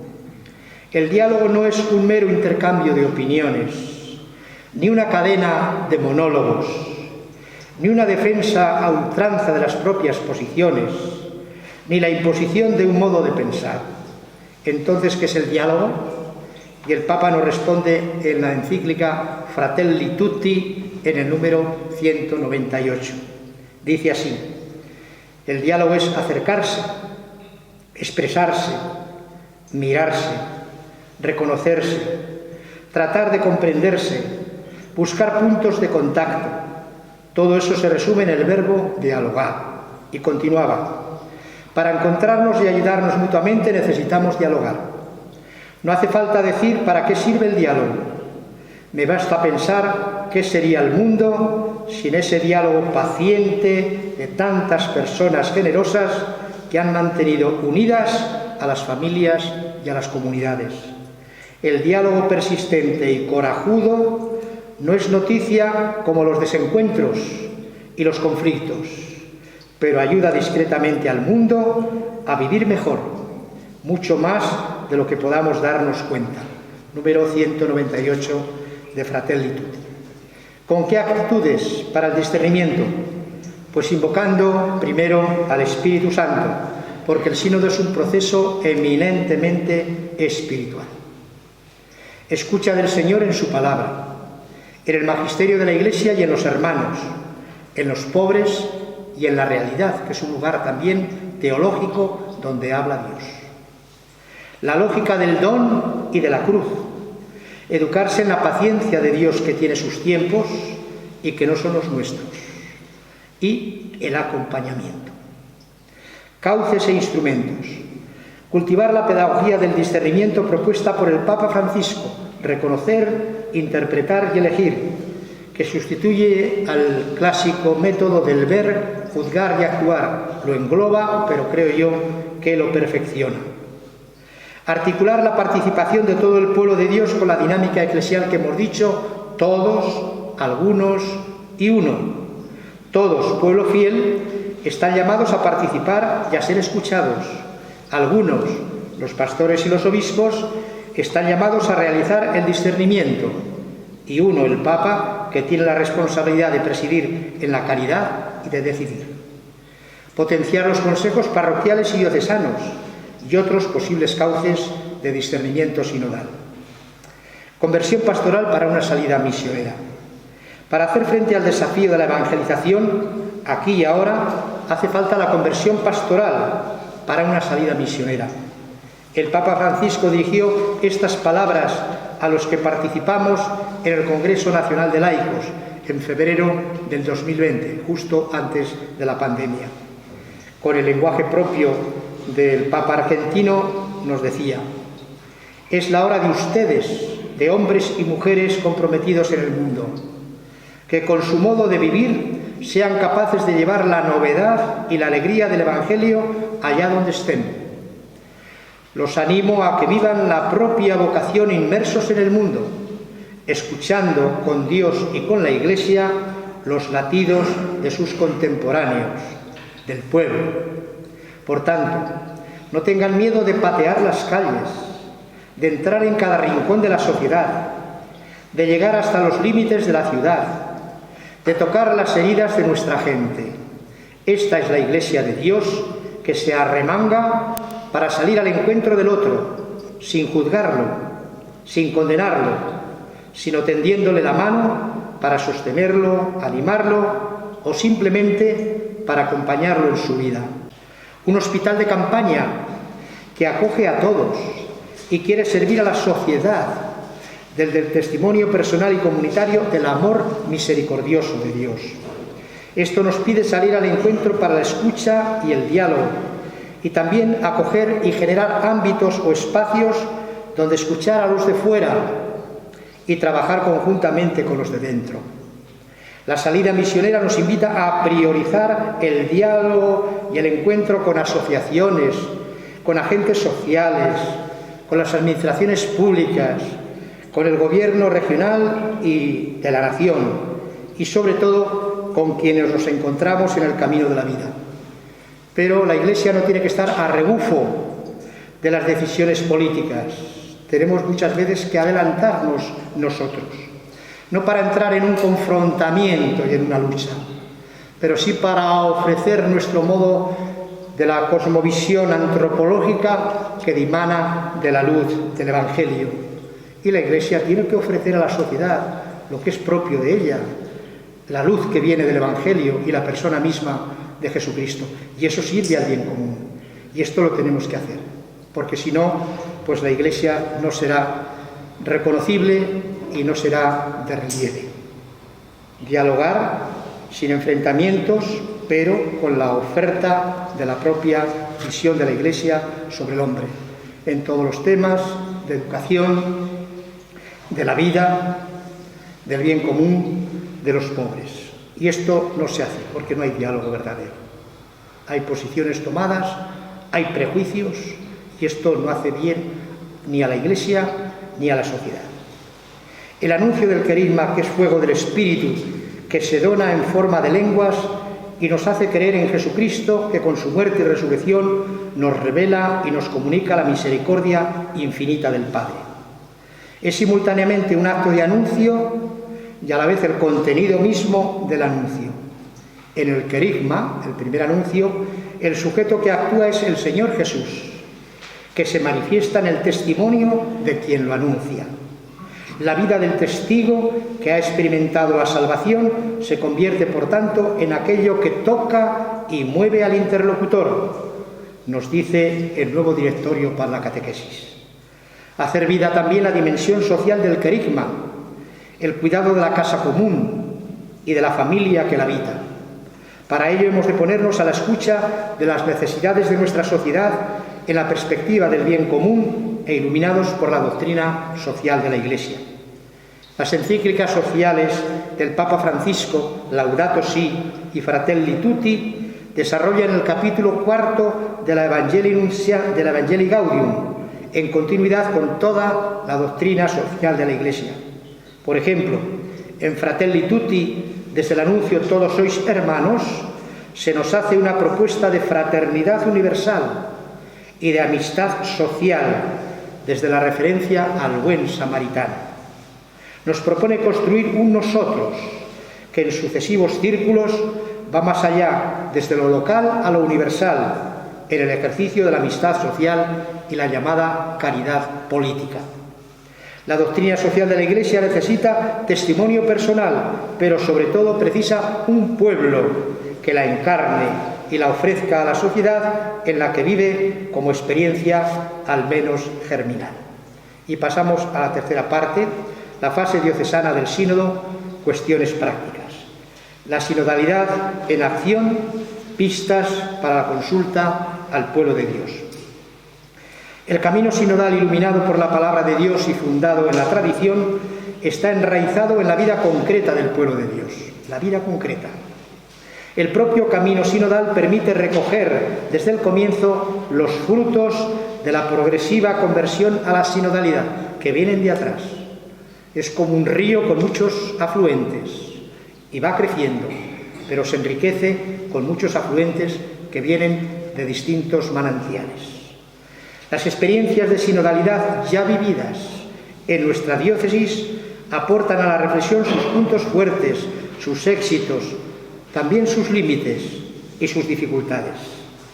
Experiencias tanto en el actual camino sinodal en el que estamos, como en otros procesos o acontecimientos, como son vuestras programaciones pastorales o celebraciones jubilares, etc., que sin recibir el nombre de sinodalidad experimentan formas, de hecho, de caminar juntos. La pregunta fundamental es, en una iglesia toda ella sinodal, que anuncia el Evangelio, todos caminan juntos, pero ¿cómo se realiza hoy? ¿Cómo se realiza hoy este caminar juntos en la propia iglesia particular, aquí en Ávila? ¿Y qué pasos nos invita a dar el Espíritu para crecer? Crecer porque ya tenemos experiencias en nuestro caminar juntos. Para responder a esta pregunta se nos invita a preguntarnos por algunas experiencias en nuestra diócesis que hacen referencia a esa pregunta fundamental. Releer, pasar de nuevo por el corazón esas experiencias desde la perspectiva de las alegrías que ha provocado, de las dificultades y obstáculos que hemos encontrado, de las heridas quizá que haya podido provocar, de las intuiciones que ha suscitado, y recoger los frutos para compartir. ¿Dónde resuena la voz del Espíritu? ¿Qué nos pide esa voz del Espíritu? Puntos que han de ser confirmados, perspectivas de cambio y pasos que hay que dar, dónde podemos establecer un consenso y qué caminos se abren en nuestra iglesia particular. El cuestionario, los núcleos temáticos y aspectos de orden práctico. Para hacer emerger, hacer salir, hacer aflorar esas experiencias vividas y contribuir de manera más enriquecedora a la consulta, se presentan 10 núcleos temáticos en el documento preparatorio que articulan y vertebran la sinodalidad. Estos núcleos temáticos no son preguntas y respuestas como en un examen. Deben ser adaptados a los contextos locales, incluso integrados, como digo, en lo que se está haciendo ya en la diócesis. Algunas estaban en proceso sinodal y han acabado ya. No les podemos ahora meter en otro proceso, sino que sigan caminando. Otras veces hay que explicitarlos, o simplificarlos, o profundizarlos, esos núcleos, en atención a quienes tienen más dificultades de participar y responder. El Vademecum, que acompaña al documento preparatorio, ofrece al respecto instrumentos, caminos, sugerencias, para que los diversos núcleos temáticos de preguntas inspiren momentos de oración, de formación y de reflexión e intercambio. He visto ya en las guías que habéis elaborado y que tenéis ya colgadas en la página web, pues cómo está esto todo recogido para los moderadores, los coordinadores, los secretarios de los grupos, también para la guía de adultos, una más general, otra más breve, los que tienen más experiencia de recorrido sinodal, también guías para la catequesis de niños, de adolescentes, que se van a transmitir en las unidades didácticas de las clases de religión, y luego también, que ahora voy a hablar, de ese cuestionario de Iglesia en Escucha para los que llamamos ausentes o alejados. Esos 10 itinerarios los tenéis, no voy a entrar en ellos, los compañeros de viaje, el escuchar, el tomar la palabra, el celebrar, corresponsables todos en la misión, dialogar en la Iglesia y en la sociedad, con otras confesiones cristianas, con el ecumenismo. Acabamos de celebrar la semana de oración por la unidad de los cristianos, tienen que estar presentes en el camino sinodal, la autoridad como servicio y la participación de todos, el discernir y decidir y el formarnos en sinodalidad. La consulta está dirigida por el obispo a través del equipo sinodal de la diócesis y dirigida a los sacerdotes, diáconos, fieles laicos, tanto individualmente como asociados, y también a las comunidades de vida consagrada, que no solo tienen que caminar en comunión ellas entre ellas, sino ellas con todo el pueblo de Dios. En el directorio que se está preparando en la Congregación para los Institutos de Vida Consagrada y Sociedades de Vida Apostólica, no hemos querido establecer las mutuas relaciones entre obispos y religiosos, que era lo que se hacía el año 1978, sino insertar las relaciones mutuas en toda la Iglesia. También los consagrados con los presbíteros, con los laicos, con los pastores. Caminar juntos no solo entre ellos, sino ellos con todos nosotros. Es lo que quiere, por ejemplo, la jornada próxima de la Jornada de la Vida Consagrada del día 2 de febrero. Caminar juntos en la escucha, en la consagración, en la vocación y en la misión. Se pide de modo particular la aportación de los organismos de participación de la diócesis, el Consejo Presbiteral, el Consejo Pastoral y otros que pudiera haber. Será fundamental encontrar espacios para oír la voz de los pobres, de los excluidos, de los que están en los márgenes, de los vulnerables, para escuchar sus voces, sus gritos y sus experiencias. No tiene que ser un proceso muy complicado, sino accesible, acogedor y nada académico. Cuestionario para alejados y ausentes. Uno de los objetivos de la consulta es asegurar la participación del mayor número posible para escuchar la voz del pueblo de Dios. Esto no es posible si no hacemos un esfuerzo especial para llegar activamente a las personas allí donde se encuentran. Hay que cruzar la otra orilla. No podemos trillar con el trillo sobre el mismo rodilete. Yo que vengo del mundo rural, del mundo agrario, del mundo de agricultores, pues cuando se trillaba en las eras con el trillo, se echaba la parva, y al principio las caballerías pues pasaban con el trillo, y como ya estaba trillado, era fácil. Pero pasar a la otra parte de la mies, donde no había hecho la rodilada el trillo, costaba más. Nosotros sabemos trillar por donde ya está el camino roturado, pero abrir caminos nuevos, pasar al otro lado, nos cuesta. Tenemos que hacerlo, intentarlo, aunque fracasemos. El equipo sinodal de la Conferencia Episcopal Española hemos elaborado un documento titulado Iglesia en Escucha, y que vais a colgar y que tenéis aquí en la mesa de entrada, para personas que no se sienten parte activa de la Iglesia. Y hemos elaborado un tríptico que está en la página web pueblodediosensalida.com y que en muchas diócesis se está adaptando. Es este tríptico, que como digo está ahí, y nos planteábamos que no podíamos titular para alejados y ausentes, pero alejados de quién y por qué. Y pensamos que era mejor titularlo Iglesia en Escucha. Porque tu opinión es importante. Iglesia en Escucha. ¿Qué mejorar? ¿Qué cambiar? ¿Qué sostener? Y en el tríptico, después de decir un poco brevemente qué es el sínodo, quién está invitado, todos, cómo es el proceso, pues se invitaba con unas cuestiones provocativas que pueden ser para título individual, para título de un grupo que están en camino de búsquedas, etc. Hacíamos estas preguntas. ¿Qué valoración haces de la Iglesia en sus miembros? ¿Cómo nos ven a los obispos, a los sacerdotes, a los religiosos, a los laicos, los que aparentemente no están dentro? Y a través de sus obras e instituciones. Aquí valoran mucho toda la obra social de la Iglesia, Cáritas, pero a veces no valoran otras realidades. ¿Qué le pides a la Iglesia como institución y a los que forman parte de ella? ¿Cómo te consideras ante la Iglesia? ¿Estás abierto a participar, a formar parte de ella? ¿O te autoexcluyes? Tenemos que hacer todo lo posible para que nadie se sienta excluido. Ahora, si se abre la puerta y nadie quiere entrar, ¿te sientes alejado y ya cerrado a conocer mejor la Iglesia? Hay que decir, ven y lo verás. ¿Qué resistencias percibes en ti? ¿Qué frenos tienes? ¿Qué puede aprender la Iglesia de la sociedad? Tenemos que aprender, estar a la escucha. También el Espíritu habla por las realidades temporales.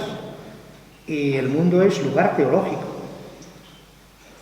¿Y qué aprende la sociedad de la Iglesia? ¿Qué prejuicios hay en la sociedad respecto a la Iglesia? ¿Y a qué crees que son debidos? Como veis, son unas preguntas que pueden provocar el diálogo, el encuentro, la cercanía, y hay que huir de estos. Participa en un grupo de consulta sinodal con personas que tienen una experiencia de la Iglesia similar a la tuya. Lógicamente, este cuestionario y esta forma de llegar a los que decimos alejados y ausentes no puede ser, pues a lo mejor en los salones parroquiales, ni en un lugar como este, porque no sabe ni entrar. Hay que ir quizá donde estén, y hay que ir a través de las personas, a lo mejor no el sacerdote, pero sí el laico. Si por ejemplo son médicos, pues otro propio médico que tenga espíritu cristiano, con profesores de universidad. En nuestros colegios concertados, muchos de Iglesia, con los padres, porque llevan a los hijos no porque sientan conforme a la Iglesia, sino porque se da una educación de calidad. Pero ahí tenemos muchos ausentes y muchos alejados en nuestra propia Iglesia. Los que están en los márgenes, me ha alegrado que en las prisiones de España se han formado en 20 cárceles, hay grupos sinodales. Yo estuve encargado durante 4 años de la pastoral penitenciaria y hay siempre un grupo pequeño, pero significativo, de creyentes en las cárceles, que se han encontrado con Dios en las cárceles, en una situación de exclusión y de privación de libertad. Y tenemos que ser inventivos. El amor es inventivo.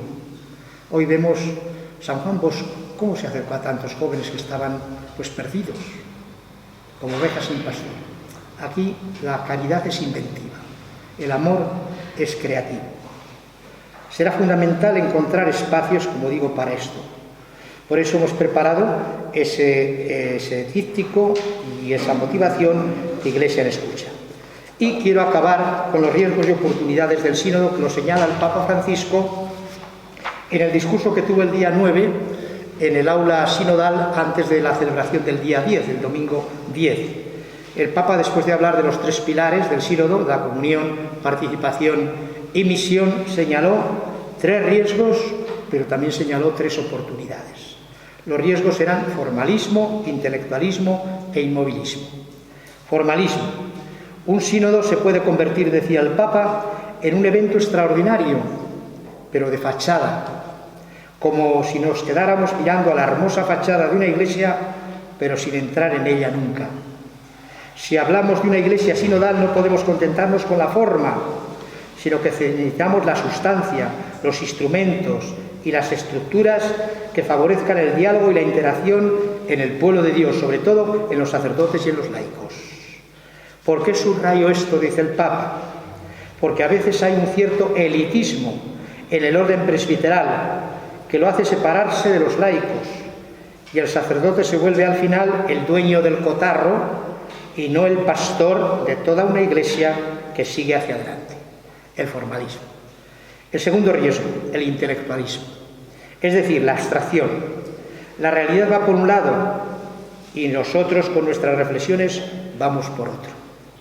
Convertir el sínodo en una especie de grupo de estudio, una suerte de hablar por hablar, donde se acentúa de manera superficial y mundana, terminando por caer en ideologías y en partidismos, y alejándonos de la realidad del pueblo santo de Dios y de la vida concreta de las comunidades dispersas por el mundo.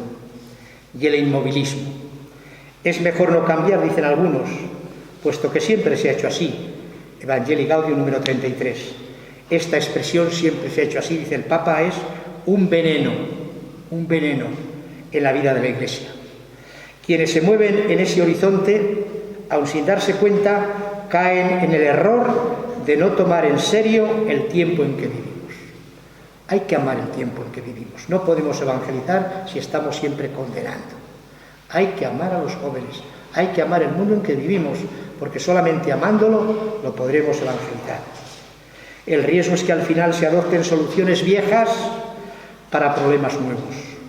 Un pedazo de tela nueva que como resultado provoca una rotura más grande. A vino nuevo, odres nuevos. Y hay oportunidades. Una iglesia estructuralmente sinodal, una iglesia de la escucha y una iglesia de la cercanía. Algo que les ha insistido el Papa a los obispos en los grupos de la visita divina. Debemos vivir esta oportunidad de encuentro, escucha y discernimiento del sínodo como un tiempo de gracia, empezaba en mi intervención anterior, un kairos, que es la alegría del Evangelio y que nos permita captar al menos 3 oportunidades. La primera es la de encaminarnos no ocasionalmente, sino estructuralmente hacia una iglesia sinodal. No acaba el sínodo y todo acaba, y empezar a otra cosa. Como la lavadora que está a vueltas a la ropa, pero siempre sobre lo mismo, dando vueltas. No. Tiene que ser ya estructuralmente. Nuestras parroquias tienen que cambiar de rostro. Nuestra manera de actuar sacerdotal tiene que cambiar de estilo. Una iglesia estructuralmente, toda ella sinodal y no solo ocasionalmente, porque ahí habrá un sínodo que el Papa pues quiere que sea con estas características. Un lugar abierto, donde todos se sientan en casa y puedan participar.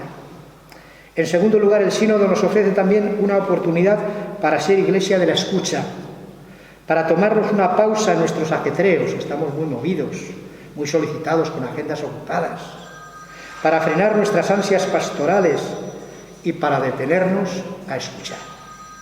Escuchar al Espíritu en la adoración y en la oración. El sínodo es un tiempo del Espíritu. Y por último, tenemos la oportunidad de ser una iglesia de la cercanía. Volvamos siempre al estilo de Dios, dice el Papa, que es cercanía, compasión, ternura. Una iglesia que no se separa para la vida, sino que se hace cargo de las fragilidades y las pobrezas de nuestro tiempo, curando las heridas, sanando los corazones quebrantados con el bálsamo de Dios. No olvidemos el estilo de Dios que nos ha de ayudar, la cercanía, la compasión y la ternura. La Asamblea Diocesana pues tiene que ser un encuentro de gozo, de celebración, de acción de gracias, de fiesta, también de escuchar testimonios de cómo se ha vivido esto en nuestra Iglesia,